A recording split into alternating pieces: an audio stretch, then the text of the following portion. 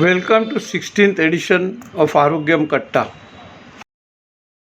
Today we'll be discussing about wellness rather than the cure. We all would have heard आटपाट नगरी किंवा आटपाट शहर ऐकलं असेल, पण आज मी तुम्हाला दाखवणार आहे आटपाट फार्म हाऊस, जे या जोडप्यांनी सुंदरसं स्वप्न, त्यांचं 20 वर्षाचं स्वप्न साकारलं आहे. आपण त्यांना काही प्रश्न विचारूया. हा फार्म कुटुंबासाठी योग्य आहे का? हो, नक्कीच इथे रात्रभर राहण्याची सोय आहे, आहे, पण लिमिटेड पर्सनसाठी आहे. पण लिमिटेड म्हणजे किती? लिमिटेड म्हणजे साधारण एक 10-15 लोकांची राहायची सोय आहे. ओके. एका वेळी मर्यादित पाहुण्यांना, किती मर्यादित पाहुण्यांना तुम्हाला सामावता येईल? साधारण 40 ते 50. ओके. त्याच्याहून जास्त असेल तर आपण अरेंजमेंट करून आपण साधारण 100 यांचं करू शकू. पण याच जागेवर फक्त दिवसभराचा काही कार्यक्रम असेल तर 100-125 माणसांचा आपण करू शकतो. फार्मच्या आजूबाजूला निसर्ग भ्रमतीसाठी व्यवस्था आहे का? हो, आहे ना, आहे. शेजारी पवना डॅम आहे.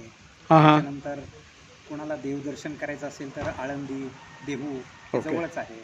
त्याच्यानंतर शिरगावला प्रति शिर्डीचं एक उत्तम मंदिर आहे. हां. आणि आत्ता जवळच अर्ध्या किलोमीटरवरती सुंदर गणपती मंदिर आहे. अरे वा. इथे लोकांना शेतकामात सहभागी होता येईल? हो, नक्कीच येईल. काही ॲक्टिव्हिटीज आमच्याकडे आहेत की ज्याच्यामुळे ज्याच्यात लोकांना सहभागी होता येईल. जसं सेल्फ हार्वेस्टिंग आहे किंवा रोपं लावणं किंवा कशी तयार करणं, परमॅकल्चर म्हणजे काय हे आपण त्याला समजावून सांगू शकतो.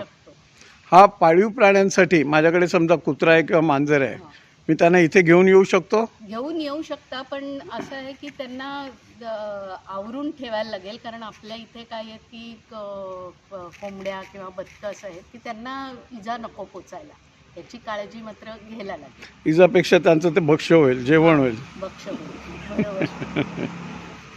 इथे आरोग्य किंवा स्पा अशी काही सर्व्हिस मिळते का? नाही, सध्या तरी काही नाही आहे असं. बरं.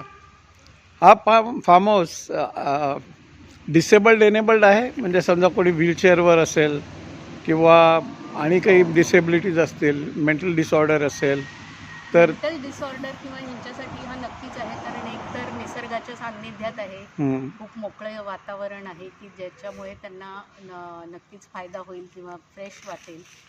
बाकी व्हीलचेअरचं म्हणाल तर थोडं लिमिटेड आहे त्यांचा ॲक्सेस, पण नाही, मिनिमम काय लागतं तर तुम्हाला टॉयलेट ॲक्सेस ऑन व्हीलचेअर. हो, that's a bare minimum that is required. इथे कॉर्पोरेट इव्हेंट्स किंवा टीम बिल्डिंग ॲक्टिव्हिटीजसाठी काही सुखसोयी आहे? हो, आहे, नक्कीच आहे. इथे आपल्या मल्टीपर्पज हॉल म्हणून हा आपण मागे बघतो, तिथे आपण ॲक्टिव्हिटीज घेऊ शकतो किंवा कॉर्पोरेट मीट्स आहेत, त्या सगळ्या आपण इथे अरेंज करू शकतो. ओके. इथली सर्व फळे सेंद्रिय पद्धतीने पिकवली जातात? हो, पूर्णपणे सेंद्रिय.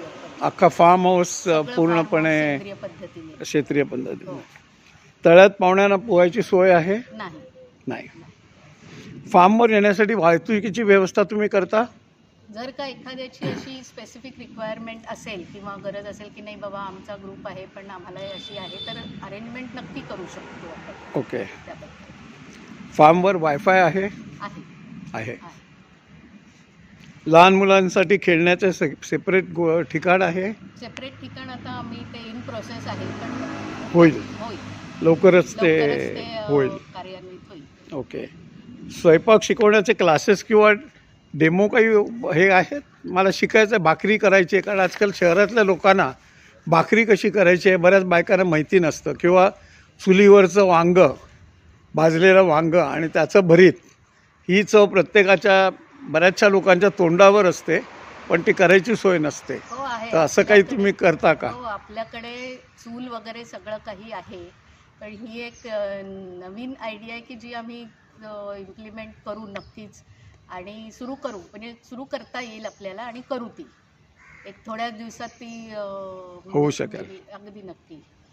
रेस्टॉरंटमध्ये बाहेरील लोक येऊ शकतात? मला समजा जाताना दिसली पाटी आणि जेव्हा असं वाटलं तर येऊ शकतो मी? सध्या तरी असं डायनिंगचं किंवा हे असं काही नाही आहे. स्पेसिफिक हे असं आहे की आता छोटे ग्रुप्स आहेत किंवा कॉर्पोरेट मिक्सलर आहेतच, किंवा आता बायकांचे असे भजनी मंडळाचा ग्रुप आहे किंवा विशीचा आहे, किंवा लहान मुलांची पिकनिक, की आपण इथे लहान मुलांसाठी सुद्धा काही ॲक्टिव्हिटीज अरेंज करू शकतो. की पिकनिक म्हणून इथे आलं त्यांना झाडांची माहिती, किंवा सध्या आता आपण बघतो की पुढच्या पिढीला किंवा हे जरा निसर्ग हे थोडं शहरीकरण झाल्यामुळे जरा कमी हे आहे, पण त्यांना काय झाडं म्हणजे काय, कुठली झाडं, कसं ते खत कसं घालायचं, लागवड कशी करायची, फळं कशी काढायची, सुद्धा किंवा कुठलं झाड कुठलं फळ हे सुद्धा इथे त्यांना चांगली माहिती मिळू शकते. इथे मी बघितलं बरीचशी बदकं आणि कोंबडे आहेत.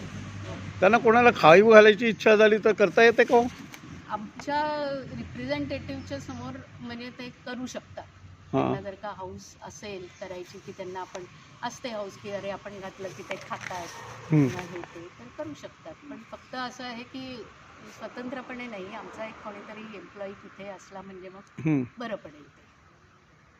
आणि फार्मवर जे काय गोष्ट बनते ते जेनेरिक बनते की फळं खत पाणी आर्टिफिशियल खत पाणी घालून बनवता? नाही, आर्टिफिशियल खत पाणी इथे काही नाही, सगळं जेनेरिक सेंद्रिय शेणखत किंवा निमास्त्र किंवा अशी जी आहेत आपली गोमूत्र वगैरे ह्याच्यात हेच आम्ही वापरतो. म्हणजे अच्छा, thank you very much for being with us and let's hope we'll have a next episode on complete round of your facility. Today we were just discussing about what you have, आणि मला वाटतं हे पॉडकास्ट बघून बरीच लोक तुमच्याकडे येतील तर